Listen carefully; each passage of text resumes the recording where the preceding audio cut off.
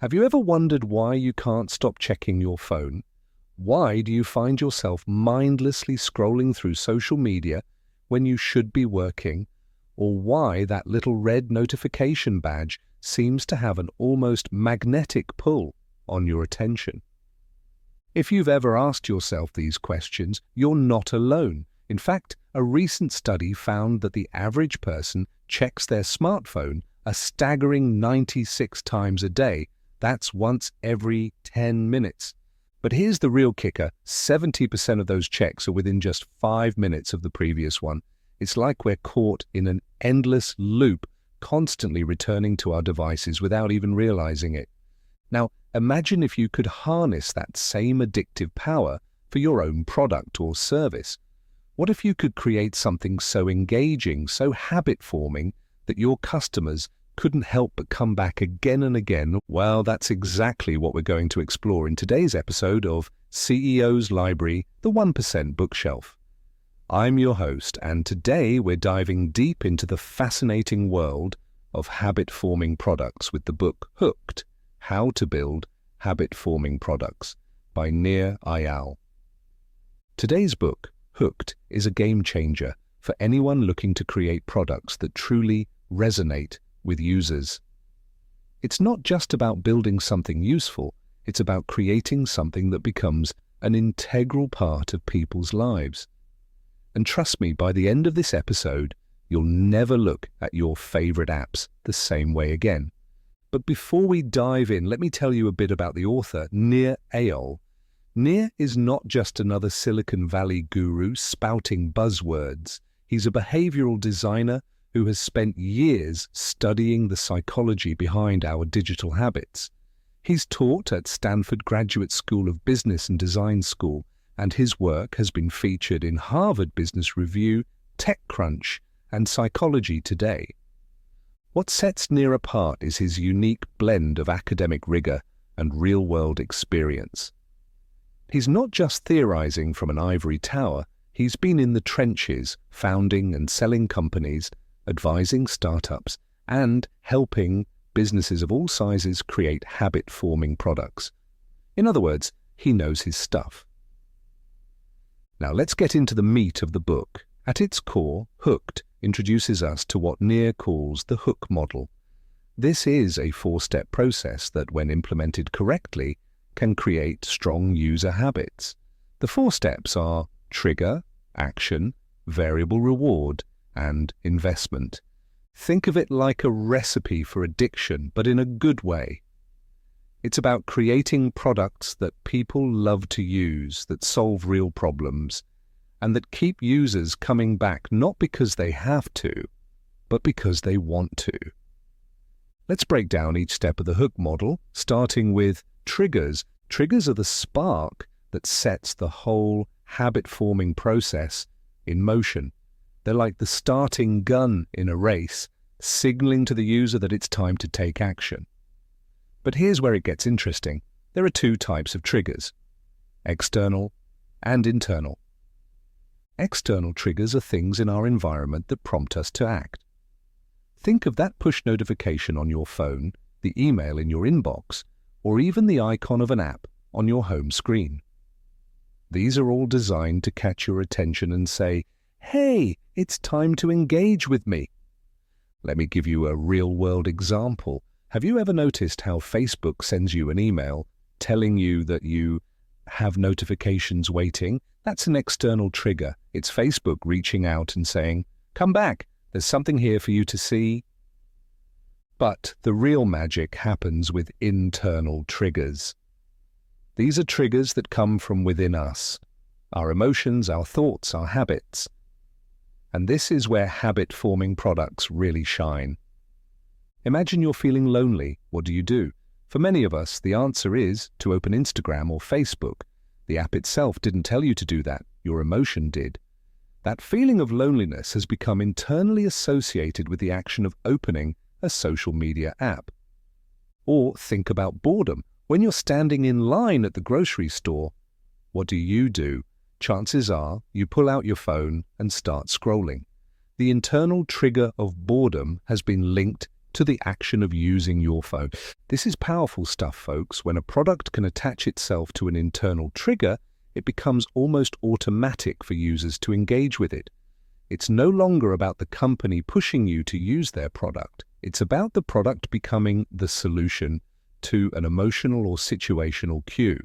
So how can you apply this to your own products or services? Start by thinking about the internal triggers your users might experience. What emotions or situations might lead them to need your product? Once you identify these, you can design your external triggers to align with these internal needs. For example, if you're creating a meditation app, your user's internal trigger might be stress or anxiety. Your external triggers, like push notifications or emails, should be designed to activate when users are most likely to be experiencing these emotions. Remember, the goal is to transition from relying on external triggers to activating internal triggers. That's when your product becomes a true habit. Now that we've covered triggers, let's move on to the second step of the hook model, action. Action is all about getting users to do something. It seems simple, right? But there's a lot more to it than you might think. The key here is to make the desired action as easy as possible for the user to perform. Nir Eyal draws on the work of Stanford professor B.J. Fogg to explain this concept. According to Fogg's behavior model, for any behavior to occur, three elements must converge at the same moment: motivation, ability, and a trigger. We've already talked about triggers, so let's focus on motivation and ability. Motivation is about the user's desire to perform the action. This can be driven by seeking pleasure, avoiding pain, seeking hope, avoiding fear, seeking social acceptance, or avoiding social rejection. The higher the motivation, the more likely the user is to perform the action. Ability, on the other hand, is about how easy it is to perform the action. This is where many products fail. They might have created a great trigger and tapped into a strong motivation, but if the action is too difficult or time-consuming, users won't follow through. Let's look at an example. Think about Amazon's one-click ordering. This feature allows users to make a purchase with, one click. No need to enter shipping information, payment details, or go through a lengthy checkout process. Amazon has reduced the action to its simplest form, making it incredibly easy for users to buy. Or consider Twitter. The action of composing a tweet is designed to be as simple as possible. There's a clear text box, a character limit to prevent overthinking, and prominent buttons for adding media or location. The simplicity of this action has been key to Twitter's success. The lesson here is clear: simplify, simplify, simplify. Look at your product and ask yourself, what's the core action I want users to take? How can I make that action as simple and frictionless as possible? But remember, simplicity is relative. What's easy for one user might be difficult for another. That's why it's crucial to understand your users, their capabilities, their context, their constraints. A complex action for a tech-savvy teenager might be impossible for a senior citizen new to smartphones. Here's a practical tip. Map out your user's journey. Identify every step they need to take to complete the desired action.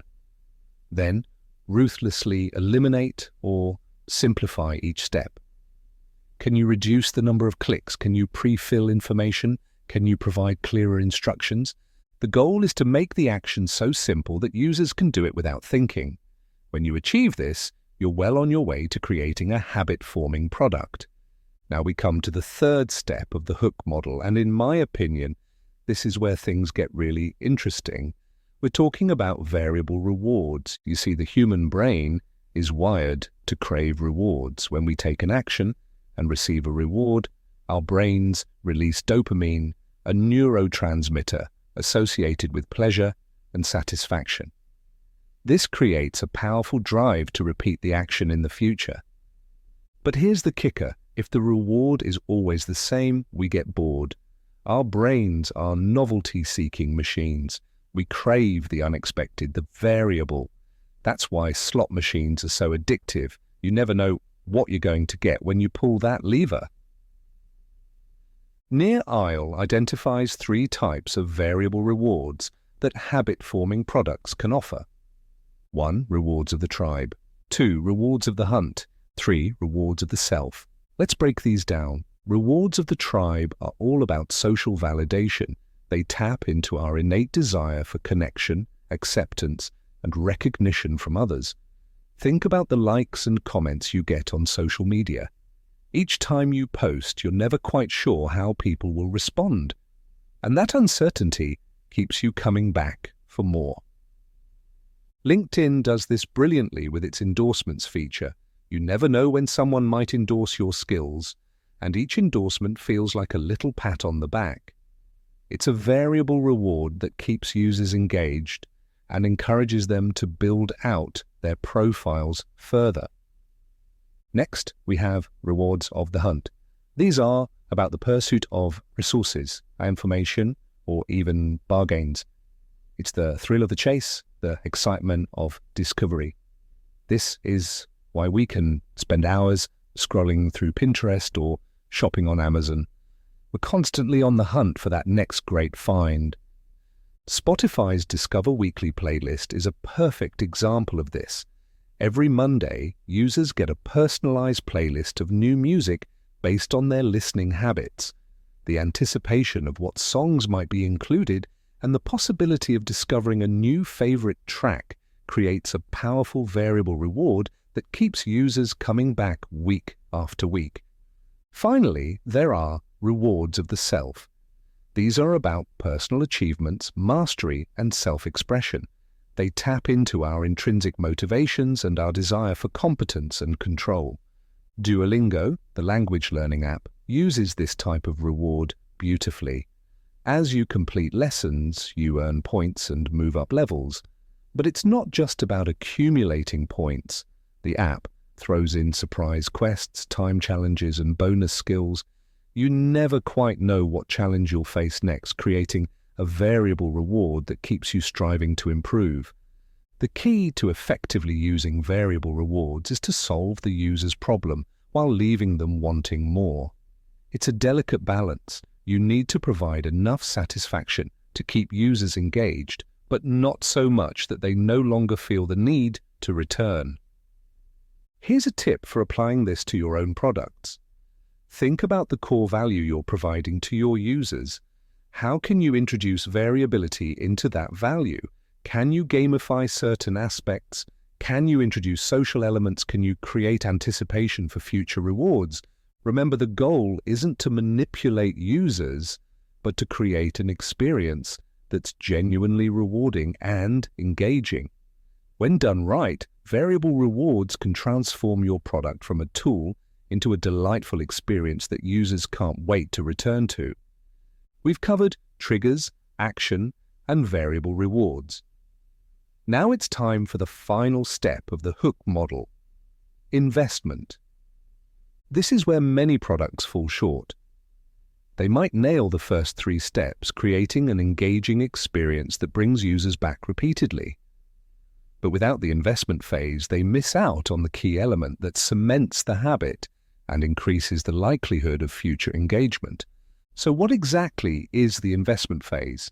Simply put, it's when the user puts something into the product that improves it with use and, critically, loads the next trigger. Now, when we say investment, we're not necessarily talking about money, although that can be part of it. Investment can take many forms: time, data, effort, social capital, or emotional investment. Let's look at some examples to make this clearer. Think about Spotify again. Every time you like a song or create a playlist, you're investing in the platform. You're giving Spotify more data about your preferences, which allows it to provide better recommendations in the future. You're also curating your own music collection within the app, making it more valuable to you personally. The more you invest, the better Spotify becomes at serving your needs, and the more likely you are to use it in the future. Or consider Twitter. Every tweet you post, every account you follow, every list you create, these are all investments. They make your Twitter experience more personalized and valuable. And importantly, they increase the likelihood of future engagement. The more you've invested in building your Twitter presence, the more likely you are to come back to check responses, see updates from those you follow, and continue tweeting. The brilliance of the investment phase is that it does two crucial things. One, it increases the value of the product to the user. The more you invest, the more the product adapts to your needs and preferences. Two, it primes the user for the next trigger. Your investments often create reasons for the product to re-engage you. For instance, when you upload photos to Instagram, you're investing time and creativity. This investment makes the app more valuable to you as it becomes a digital photo album of your life. And it also loads the next trigger, notifications when people like or comment on your photos. So, how can you apply this to your own products? Start by asking yourself, 1. What small bit of work can users do that will benefit them in the future? 2. How can this investment load the next trigger and start the cycle again? Remember, the key is to make these investments easy and immediately rewarding, while also building long-term value.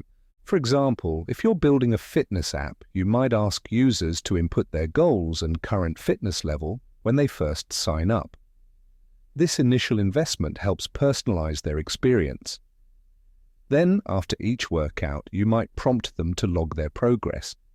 This ongoing investment not only helps track their improvement over time, but also provides data for the app to suggest new workouts, loading the next trigger. The investment phase is also where you can leverage the principle of stored value.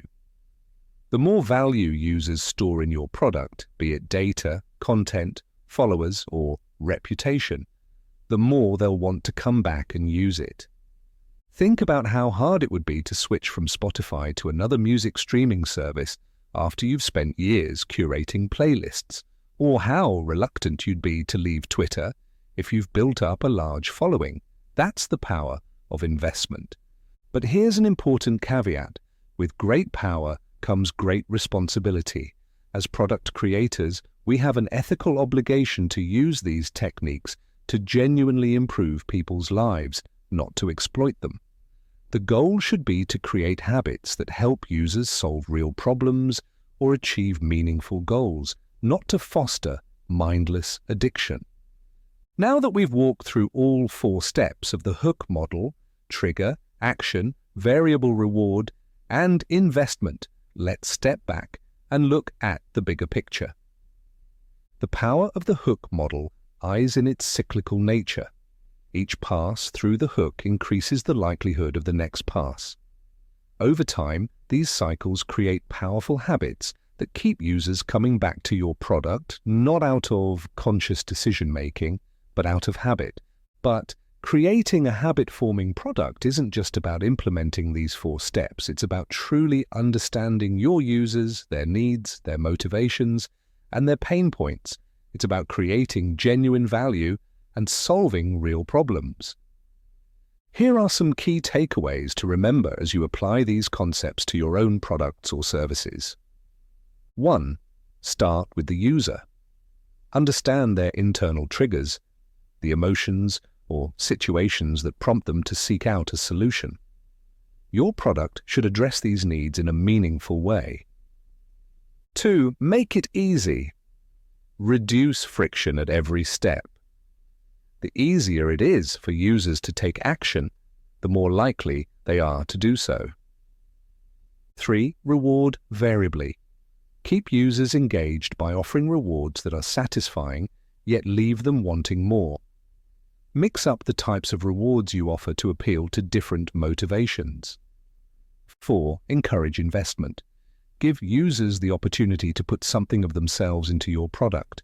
This not only improves the product for them, but also increases their commitment to it. 5. Iterate and improve. Use data and user feedback to continually refine your product. The hook model is not a one-time implementation, but an ongoing process of improvement. 6. Stay ethical. Always ask yourself, am I creating something that genuinely improves users' lives? The most successful habit-forming products are those that align business goals with user goals. As you apply these principles, you might start seeing hooks everywhere. You'll notice how your favorite apps and products use these techniques to keep you engaged. Use these observations to inspire your own product development, but always with a focus on creating real value for your users. Remember, the goal isn't to create addiction, but to build products that become a valuable, integrated part of users' lives. When done right, habit-forming products don't just serve a need, they become trusted companions in users' daily routines. As we wrap up today's episode, I want to encourage you to take a moment to reflect on your own product usage and habits. What apps or products do you find yourself returning to again and again? Can you identify the hooks in these products? How might you apply similar principles to your own work? The insights from Hooked are incredibly powerful, but they also come with great responsibility. As you design your products or services, always keep your users' best interests at heart. Strive to create habits that genuinely improve lives, solve real problems, and add value to your users' daily experiences. Remember, the most successful and enduring products aren't just sticky, they're meaningful. They don't just capture attention, they enhance lives. As you move forward in your product development journey, let that be your North Star. I hope today's episode has given you valuable insights and practical tools to create products that truly resonate with your users. If you want to dive deeper into the concepts we've discussed today, I highly recommend picking up a copy of Hooked: How to Build Habit-Forming Products by Nir Eyal. You'll find a link to purchase the book on Amazon in this episode's description. Thank you for tuning in to CEO's Library, the 1% Bookshelf. If you enjoyed this episode, please don't forget to subscribe and leave a review. Your feedback helps us continue to bring you the best insights from the world's top business books. Until our next episode, keep reading, keep learning, and keep innovating.